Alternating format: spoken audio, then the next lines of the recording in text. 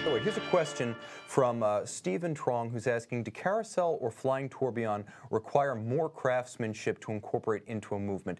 They can. Now, a carousel is different from a flying tourbillon in that a carousel has a separate power source to turn the assembly and operate the escapement.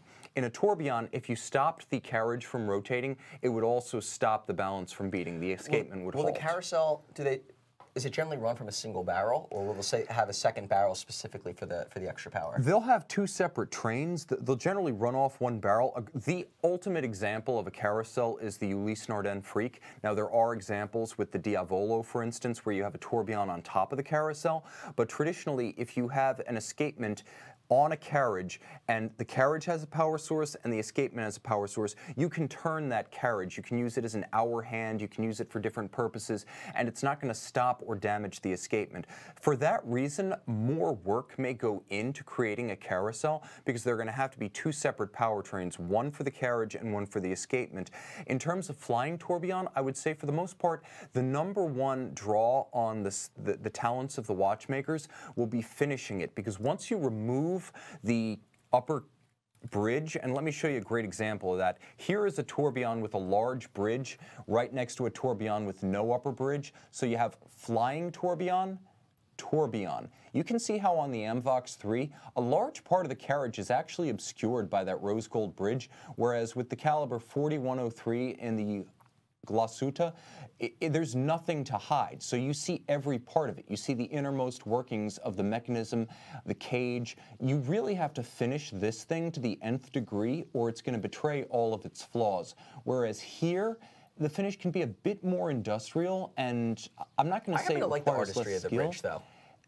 It does bring a different element, because here the bridge was self-consciously styled. And I like that they kept the opening, like, you know, that it's much more exposed at the bottom. The bridge really isn't covered up certainly. on the sides. It has a function on this dial. There are some bridges that are simply there to hold the thing in place. And a great example of that, if we want to progress to watch sort of like a hybrid of the two, a small bridge and a mostly open tourbillon. So we have the Remontoir FP Journe dead second tourbillon.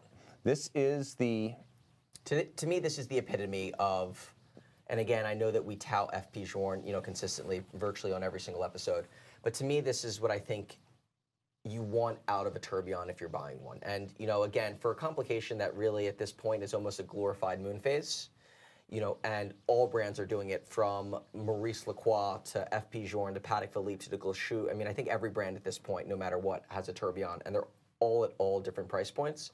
I think this is, for me, the apex of what I would want to see in a Turb. And now, there's a couple of interesting things about this watch. Of course, this has been the design that FP Journe has built since 2003. It has had the basically horizontally arrayed power reserve rather than vertical, and there's a solid disc over the jumping seconds, which is itself run by the Remontoir constant force system. So this is the modern version. This is the second execution of his tourbillon with constant force. Now, I will say this, though.